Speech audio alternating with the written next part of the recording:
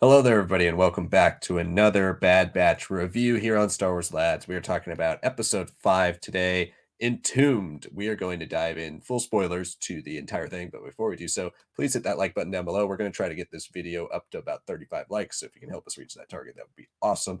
Also, subscribe to the channel. We're trying to hit 1,500 subs here soon, so every subscription matters. It's the best way to show your support for us and that you like our content. You also don't want to miss all of the stuff coming up. We do stream Jedi Fallen Order every Friday, take your live Q&As, and we also will have our predictions and speculation for the Bad Batch episode 6 on Friday as well. And then we just dropped a new tier list, so you're going to want to check all that content out. We're going to be pumping a lot more out in the future here. So let's get into episode 5, Entombed. We talked a lot last week in our predictions about what this title could possibly mean. Episode 4, Faster, was literally just about a race. This one, we kind of went in the direction Entombed could mean they are trapped somewhere, and that's kind of the case, but we got like an Indiana Jones vibe episode centering around a character named Fee, who appears in episode 1 of season 2 as well. We kind of get a bit more about her. Sanak, what were your general thoughts on Entombed?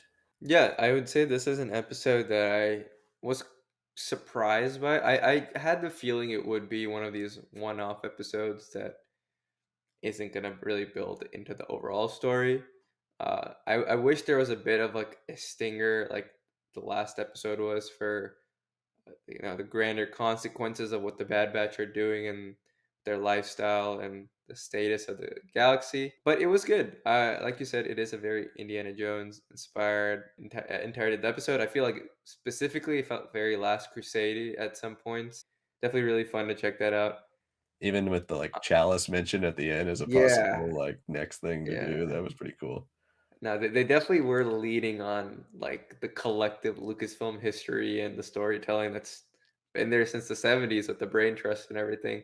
And yeah, that's what made it fun because once we understood like, okay, this new character who was like a little mysterious, kind of checking out all these guys in the first episode of the season, turns out to just be a pirate. Like, we have our expectations with like, oh, we've got Hondo and others who have kind of already shaped more of these one-off episodes in Clone Wars and Rebels, respectively. It was still really exciting. I would take these episodes over the average Sid episode just because there's like fundamentally something just exciting and mysterious about these things that there's a total unknown element at play, not only for us as audiences, but even our characters.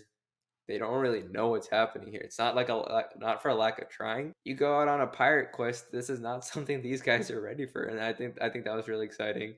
This is definitely the type of filler that I at least enjoy. That hey, we get to like touch on like the weirder, just like far out stories that kind of come from the ideas that are workshopped in Star Wars that don't necessarily fit in with a saga or whatever, but can make a really fun animated episode. Right. The adventure has always kind of been at the heart of Star Wars, and George Lucas, obviously, if you look across his filmography, something he's always been very interested in is pulpy storytelling, and you get that here. It's another episode that, yes, we don't really like move the plot along. There's the Batch are not in a new place than they were before mentally, or there's no type of big swing in the and Crosshair's hunt for the Batch. But if we're gonna go on an adventure and have unknown elements constantly pulling and pushing our characters back and forth, I think this is the way to do it because we get to see so many random cool new things like like the temple itself that they were looking through, like hinted that it's older than the Jedi, and Tech kind of confirms it. Basic at the beginning of this episode, you're set up to not believe anything Fee says because they say, "Well, the story's changed every time," but like you can tell, there's bits of truth in all the things she BS's her way through, and like there's, you don't really get the full story, but it's a lot of fun trying to figure out, okay, which things does she actually know about, or which things is she just making up and happens to luck her way into being right. And then just for like one of the tall neck things from Horizon Zero Dawn to just show up and like sprout out the ground in a huge like mech, that was really interesting. Like that's not what I was expecting at all. When I first see that crystal, I thought, oh, is that like a kyber crystal? And maybe it was some type of like forebear to kyber, or like an alternative kyber type crystal. Maybe you want to spell kyber the way they spell it in Splinter the Mind Die, and it's like a different type of kyber crystal than the ones we are used to from a Jeddah or whatever. But there it was, there was a lot of like interesting elements to that got my mind racing about, okay, what is this? How does this work? And ancient cultures in Star Wars, we've kind of discovered them a lot recently in Disney Star Wars, where we've looked at Zepho, or we've looked at the Ascendant and Dr. Aphra recently.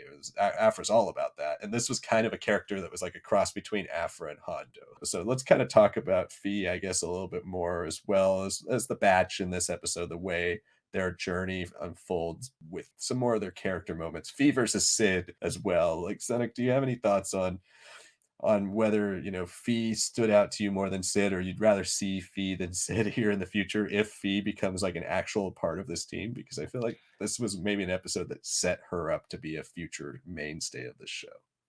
Yeah, no, I want her back within the same season. I don't want this to just be like, great, this is an intro for like another filler episode in the next season. I think you can really do some interesting things here. There is like now, like you said, like a level of like, okay, there is truth with Fee. She goes on these grand adventures. Maybe the smallest nuggets of truth is what she brings out, and it's not that valuable, but she kind of ends the episode with like, that's the funnest part. Like, the fact that you can chase these things down, and every day I'm going somewhere new and exciting. And so I really want to see her back. I think Sid is definitely more of a fleshed out character that fits into the Bad Batch's overall story.